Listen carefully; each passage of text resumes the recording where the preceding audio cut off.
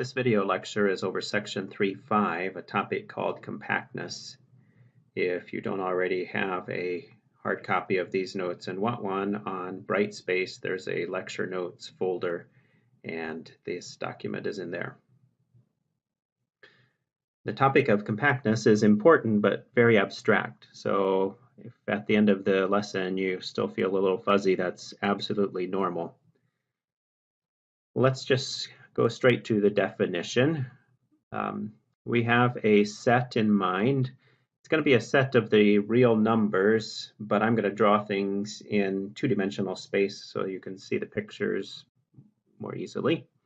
So here's some set S, and the idea is that we try to cover this with open sets. So here goes a set, and here's another one, and here's another one, and here's another open set, and here's another open set. And when you put all 5 of these together, the set S is contained entirely within their union.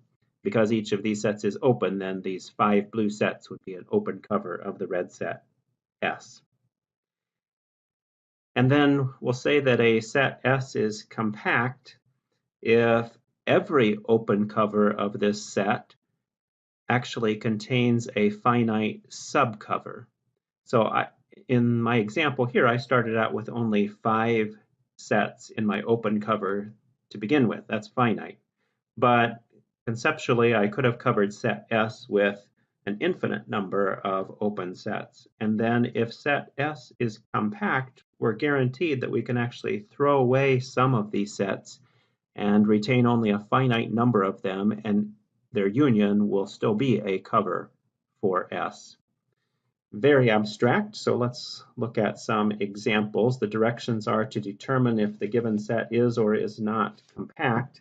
And first we have a finite set just consisting of 3 points. It kind of helps to know ahead of time what you're trying to do, whether you're trying to prove that it's compact or not.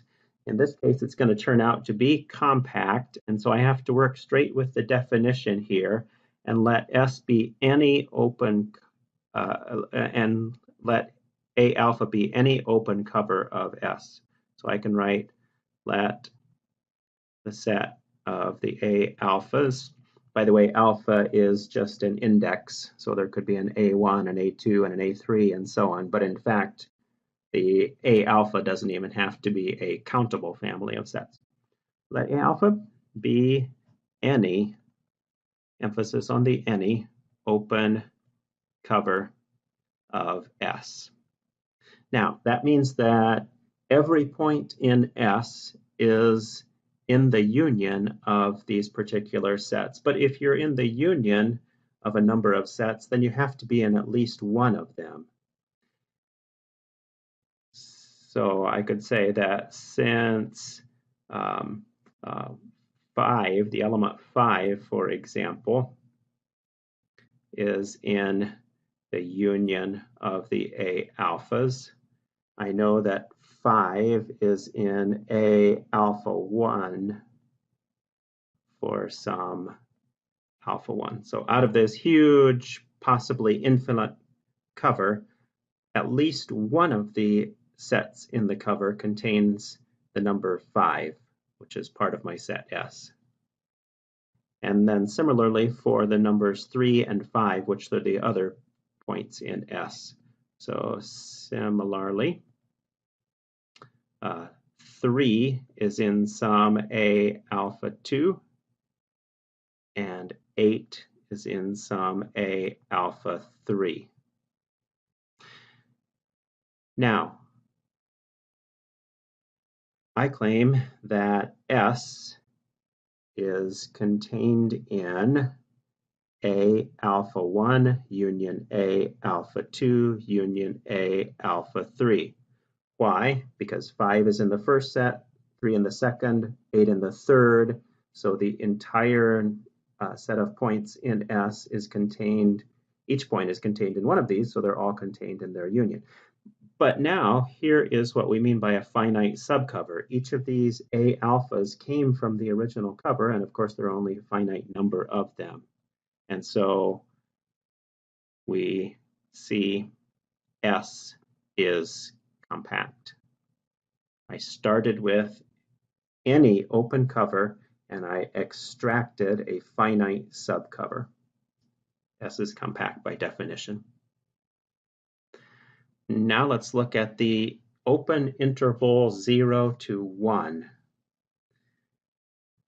It's going to turn out that this set is not compact, and by the way, later on we'll get some tips for how you decide which it's going to be. This set is not going to be compact, and so I have to prove the negation, which starts out for every open cover there is a finite subcover. So the negation would be that there exists some open cover which does not contain a finite subcover. So we get this time to work with a specific open cover if we choose it carefully. And what I'm going to do is choose this countable cover of sets AN equals the left endpoint of the interval is going to be 1 over n. The right endpoint is going to be 2. And the claim is then that AN, where n equals 1 to infinity, is an open cover of S. Why is that? Well, first of all, each of these sets is an open interval, so it's an open set of open sets. And then if you pick any point in 0, 1, like 0.03, for example, well, eventually n gets large enough that 1 over n gets less than 0.03, and then 0.03 would be in one of these intervals, and actually all of the intervals for indices greater than that. So, since any A in S rather, is in AN for n sufficiently large,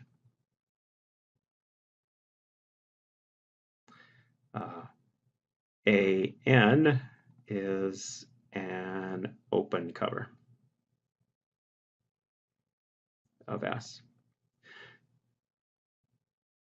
Well, now we have to show that no matter which finite subcover we choose, which finite subset we choose, it's not a cover of S. Again, what we're trying to do is prove the negation, so there exists an open cover of S for which any finite subset is not a subcover. So what I have to do now is let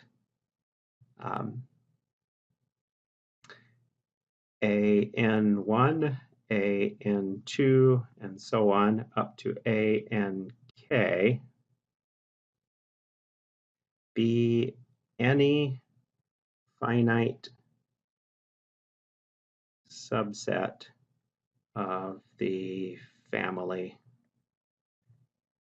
of the ANs. Well, why am I using this notation? I have to pick an arbitrary subset of the ANs. So I can't just say I'm going to pick the first one and the second one and the third one and so on. I might be picking the 17th one and then the third one and then the 1,000,000th one and then the 5th one and so on. So N1, N2, N3 are just integers, but not necessarily in order. Like N1 could be 5, and then N2 could be 17, and N3 could be 2, and so on. And with that in mind, then this is a perfectly general description of any finite subset of the ANs that I pick. Then I have to show that, in fact, this is not a subcover of the set S. In other words, when I take the union of these sets, I don't get every point in set S. And maybe you can see what's going to happen. It's the points near zero that are a problem. So there are only a finite number, k, of these sets. So let's let M be the maximum of N1, N2, and so on up to Nk. Again, these N sub 1, N sub 2 are not necessarily in increasing order, but there are a finite number of them, and so this set has a maximum. Now, notice that these sets are actually, ANs are actually what's called nested. So I can write here, A1 is entirely in A2, is entirely in A3, is entirely in, and so on, right? Because each time n gets larger, the left endpoint moves farther to the left. And so since this is true, in fact, what we have when we take the union of the A, N, J's, where J goes from 1 to K, so I'm just taking my K subsets here and unioning them together. Since everybody is in the one after that, what I get is A sub M. Okay, what's going on here? Again, the N1, N2, N3 are not necessarily in order, but there is some A sub M, which is the set with the largest index, and that set will include all of the others. But AM doesn't do it, right?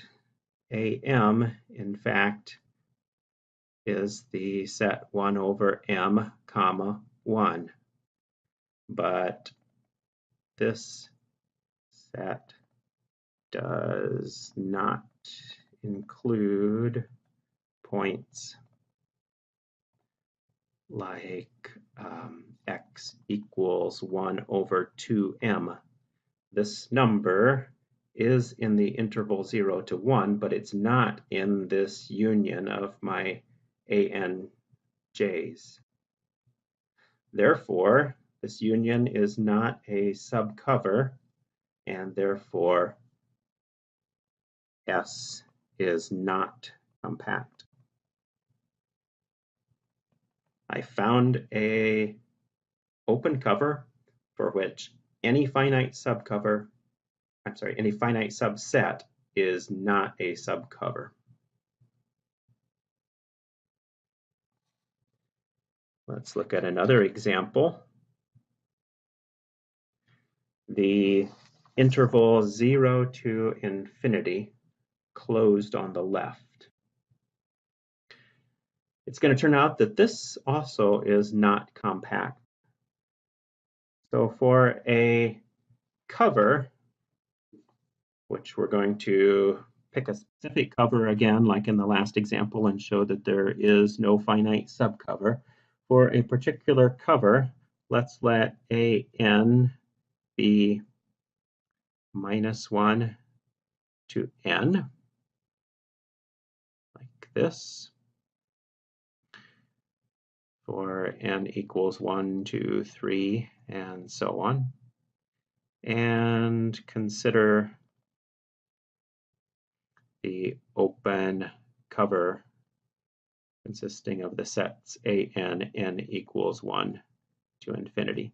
This is an open cover, right? These are open intervals. Every set is open.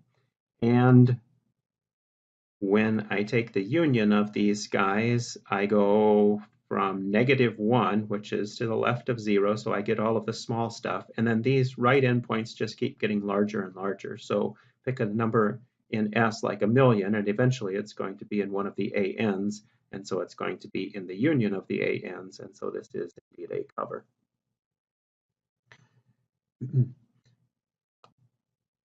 Notice again that each of the ANs is contained in the next one. A1 is in A2, A2 is in A3, A3 is in A4, and so on.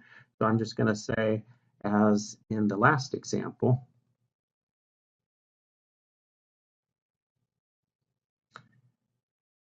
if we choose a finite subset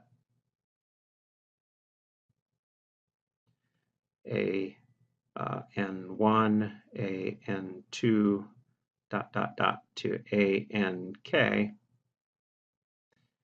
the union from j equals 1 to k of A n k equals A sub m, where m again is the maximum of these indices. But AM goes from -1 out to m, and that certainly doesn't cover all of set S. So, which does not contain all of set S. So, in the previous example, we have a open cover. Choose any finite subcover, choose any finite subset, and when I take the union of that collection, I do not get the entire set. So open cover that has no finite subcover, so S is not compact.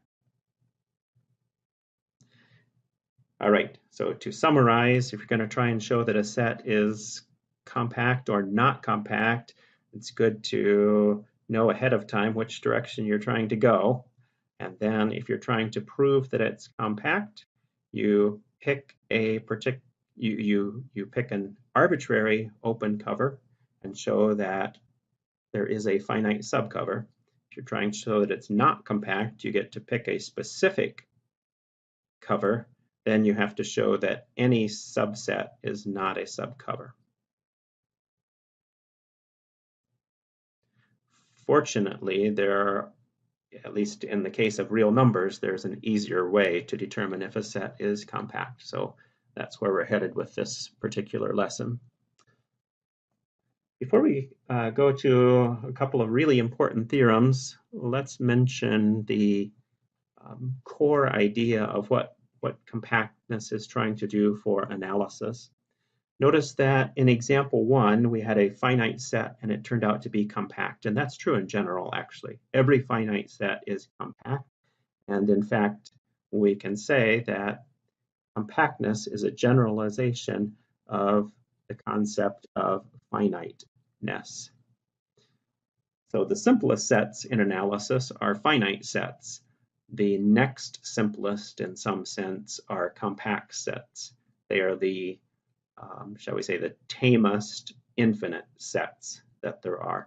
Here's an example of an analysis property that illustrates that. So I have a function going from some domain into the real numbers, and the question is, does that function attain a maximum value? What if the domain is finite? Well, so I'm thinking about values in the domain that are finite. So maybe there's one number in the domain, there's another number in the domain, there's another number in the domain, and there's another number in the domain.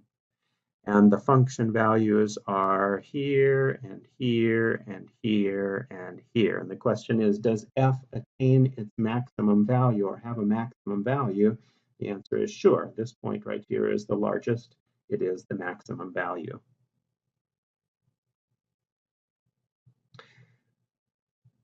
If D has an infinite number of points, then I can't know for sure that the maximum of an infinite number of points exists. The supremum would, but that's not the question. The question is, does the maximum exist?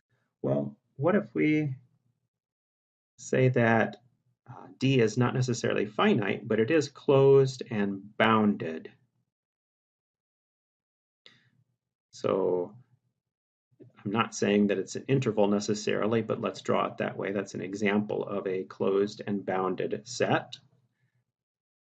And then I have function f, and let's insist that function f be continuous, and so its graph looks something like this.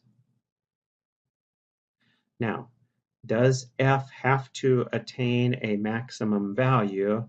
And the answer is yes. Well, in our picture, it's right there, but what guarantees that that's always going to happen? It's the maximum value theorem or property from calculus. And we'll talk about this in detail later in this course, but you may remember from a calculus course that a function that's continuous on a closed and bounded interval has a maximum and a minimum for that matter. Okay, so notice that I'm comparing finite here with closed and bounded, but the lesson is about compact. And so that is kind of a tip-off that there's something special about closed and bounded when it comes to compactness. And here it is. Any bounded closed interval is automatically compact. So compact is an abstract thing, but bounded and closed are very concrete things that are usually pretty easy to check. And so here's a very powerful way of showing that a set is compact. Let's prove this, and it's going to take some doing. This might be the longest proof that we'll do for some time. So here we go. Proof. Let's suppose that we have an open cover. We're going to use the definition. Here's an open cover, and we're going to show that it has a finite subcover. So let A alpha be any open cover of the interval A to B. And now I'm going to define a set B as follows. It's all of these numbers x which are between A and B inclusive, and for which the subinterval AX has a finite subcover from the family A alpha. Sort of a complicated and bizarre definition. Why choose that? Well, showing that the endpoint B of the interval is in set B will show the theorem, right? If little b is part of this set, then by definition of set capital B, the interval A to B will have a finite subcover, and A was any open cover, and that would do it. So now the rest of the proof is to show that the right endpoint of the interval AB is in this particular set. Let's mention some things we know about set B. First of all, could set B be empty? And the answer is no. If I think about A, the left endpoint, it's got to be in this set B, right? Because when I'm talking about the closed interval from A to A, I'm just talking about the point A. Well, we know that every finite set is compact, so A has to be in one of these members of the cover, and if I just pick that one single set, it will contain interval A to A, and therefore set B is not empty. And furthermore, I know that B is contained in my original interval, right? Because every point in set B is between the left and the right endpoints of the interval. So that tells me B is bounded. Okay, now I have a bounded, non-empty set. And so this set B has upper bounds, and therefore it has a least upper bound. So let's call that Z. So Z, which is defined to be the supremum of set B, exists by the least upper bound principle axiom. Now let's show two things about this number Z that we've found. Claim number one, that Z, in fact, is in set B. I don't know that at the moment, right?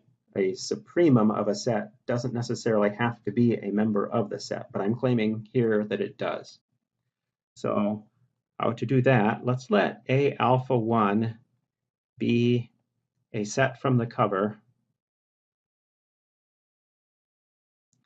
that contains Z.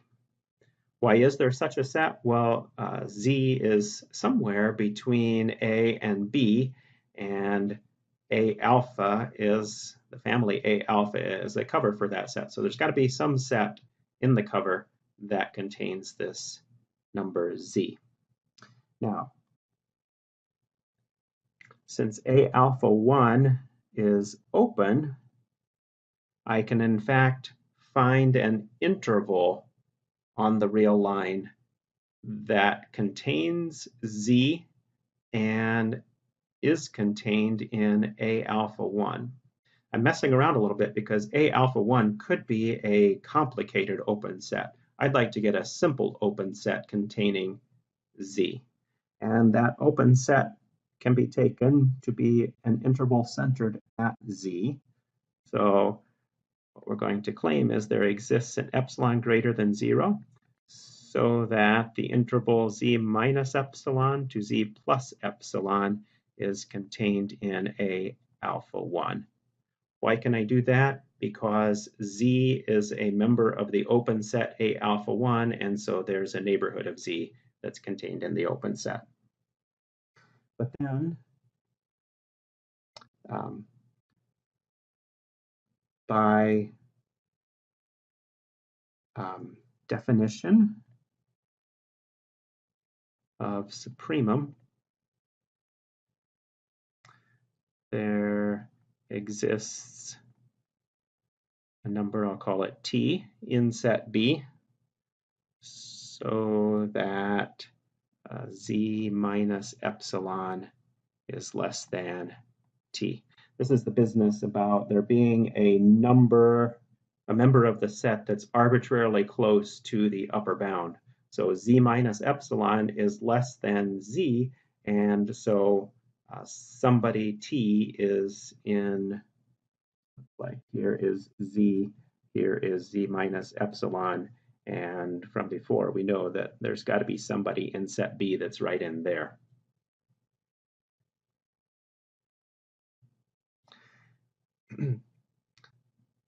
Now, T is less than, T is in B, I should say. T is in B. And so the interval A to T must have a finite subcover from the A alpha. So since T is in B, there exists a finite number of sets A alpha. I've already called one A alpha 1, so I'll call these A alpha 2, A alpha 3, and so on up to A alpha n. There exists a finite number of sets from the cover forming a finite subcover, but not necessarily of A to B yet, from A to T.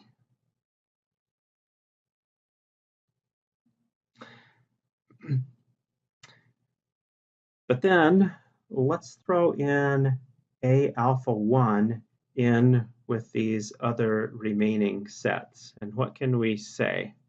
Well, I wish this picture were a little more room to the left. Back here somewhere is set A, and we're saying that A alpha 2 through A alpha n cover everything up to and including T. And now A alpha 1 covers Z minus epsilon to Z plus epsilon. So from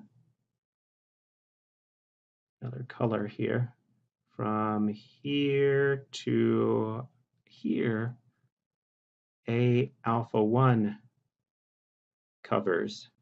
So if all the rest of the sets cover the red circled stuff, the stuff from A to T, and if the blue set, A alpha 1, covers the rest of it, what we have is a finite cover of A to Z. So then A to Z,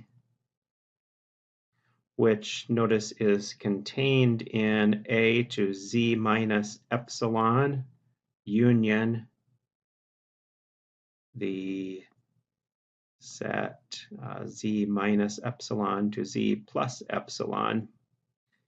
And this is contained in A alpha 1 union A alpha 2 union and so on up to A alpha n.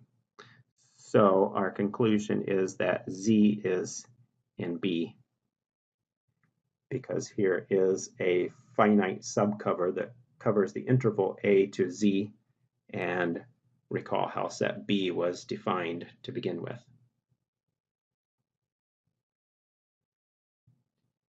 Okay, that was the hardest part.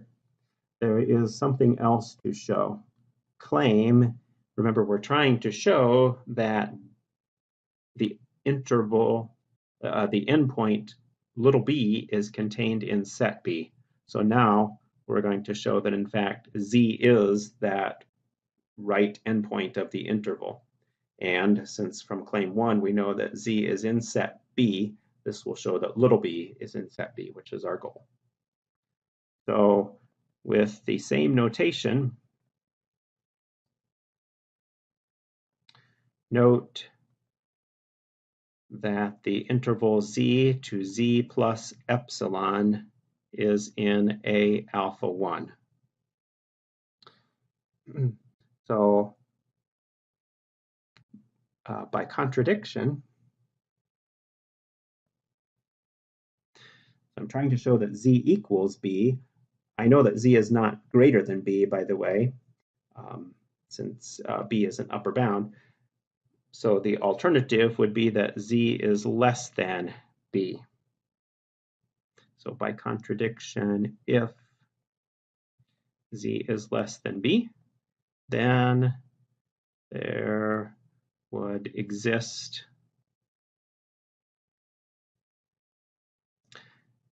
a number delta, and I can make that smaller than epsilon so that delta is between 0 and epsilon, and Z plus delta is less than B. What's going on? Well, we're claiming now that here's B and here is Z, and here is Z plus epsilon. Okay, since there's daylight between Z and B, I can pick a number delta so that Z plus delta is here. In other words, delta is this really tiny number. Z plus delta is still less than B. Well, why is that a problem? because because if I go here now by choice of delta, this number b plus delta will still be in set A alpha 1. Delta is less than epsilon. Here is, I'm sorry, this should be b plus epsilon. And so if I go out b plus delta, that's less than b plus epsilon, but out to b plus epsilon, we're still in A alpha 1. So then z plus delta is in B.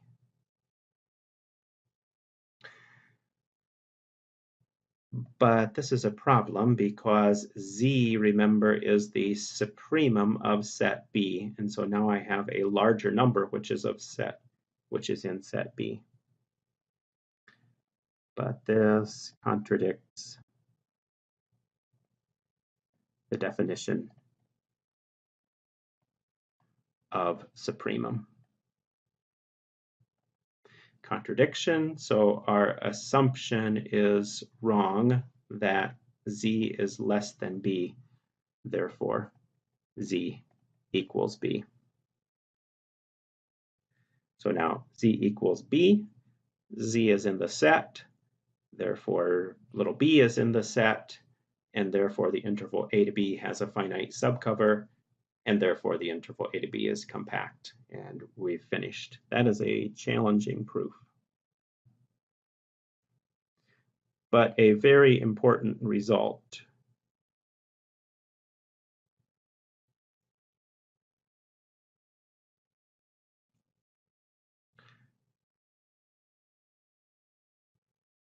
We proved one direction. We proved that a set that is closed and bounded is compact. The text also includes a proof the other direction, that if a set is compact, it's closed and bounded. And so, at least in the real numbers, this is a complete characterization of compact sets. I can just check if the set is closed and bounded. If so, it's compact. If it's neither, if it's not closed or it's not bounded, it's not compact. That's an extremely important property.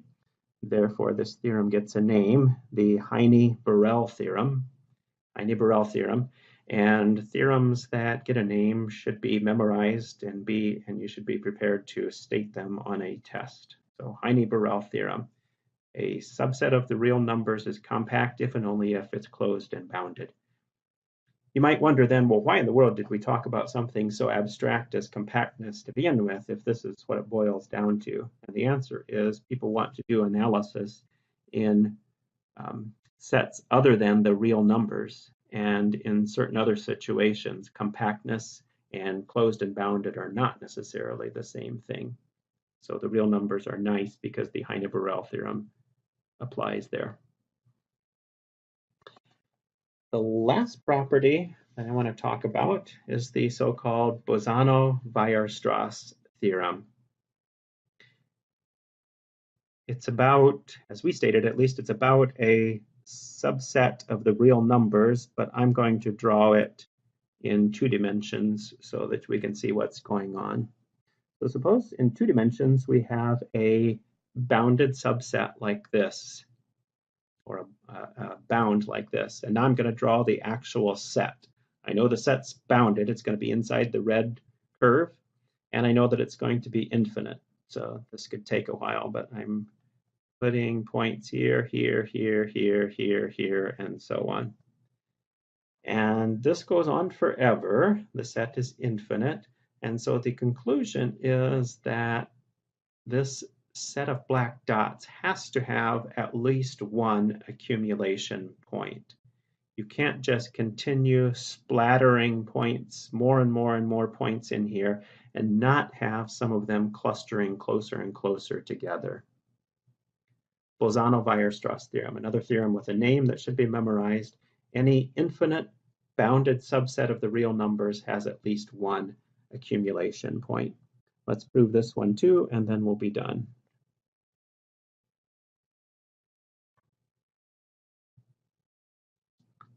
can get there. So proof.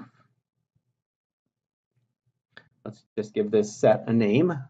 Let S be any bounded infinite set in R. And by contradiction,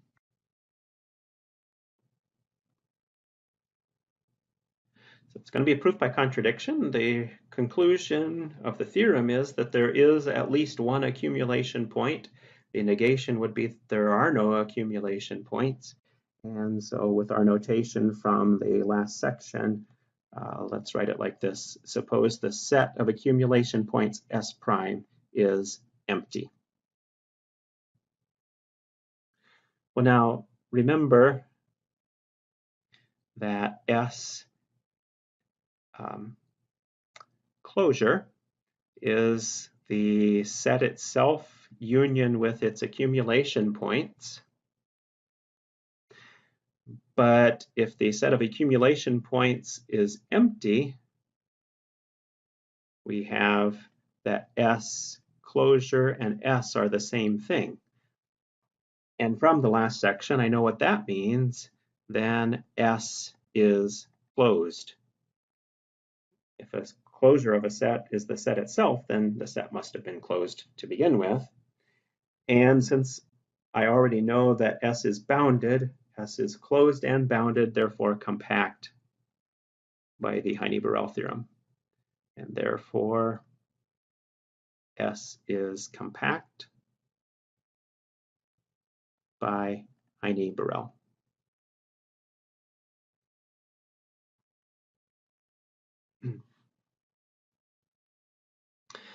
Now, we are assuming that there are no accumulation points. In other words, every point of the set is an isolated point.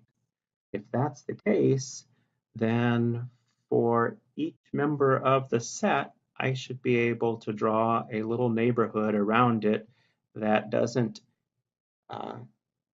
intersect any other member of the set.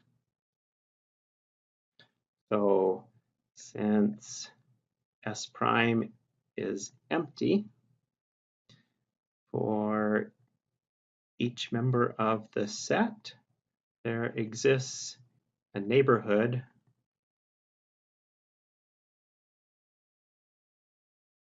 of X. We'll call that N sub X. So that N sub X intersect S. Okay, this is not empty. I'm saying what's in the intersection of the black set and one of these blue guys, and it's just the point that's at the center of this blue set. So here's a neighborhood of point X, and the only place that it intersects set S is at the point X itself. But then, if I do this conceptually for each of the points in S and get an nx for each of those, then the nx's, the set of nx's, where x is every member of S, is a cover, an open cover, in fact. Open cover of S. Why is it open? Well, each of its members, nx, is a neighborhood, which by definition is an open set, and the union of these guys clearly covers set S because each black dot is in its blue circle. Then by definition of compact,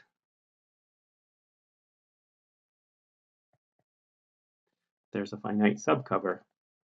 There is a finite subcover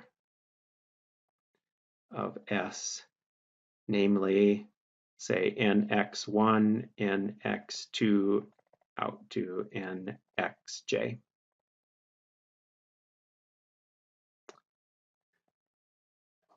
Well, we're getting close to a contradiction here. The union of these sets is a cover of S, but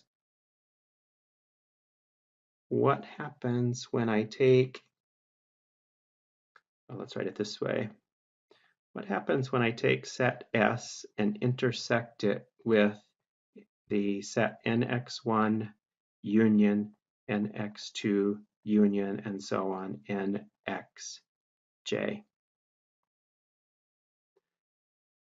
This guy, this union covers S, and so when I intersect it with set S, I just get, well, I get something that's inside both S and inside each of these, but there's only one point inside each of these nxj's, namely x1 is in nx1, x2 is in nx2, and so on. And so this intersection, in fact, is x1, x2, and so on up to xj. A finite set, again, to be in this intersection, you have to be one of the xj's. And so, in fact, this union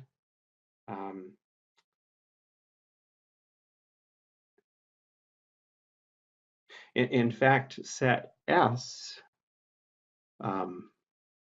is here, right? Another thing that I know is this is S, because S is inside the cover. So when I take a set and intersect it with something that contains itself, I just get the first set. This is the smaller guy. This is the bigger guy that contains it. When I intersect them, I get the smaller guy. So in fact, what we have shown is that S has to be finite. This shows S is finite, and that definitely contradicts our original assumption, which contradicts, not our original assumption, actually, the given information, which contradicts the given information about S.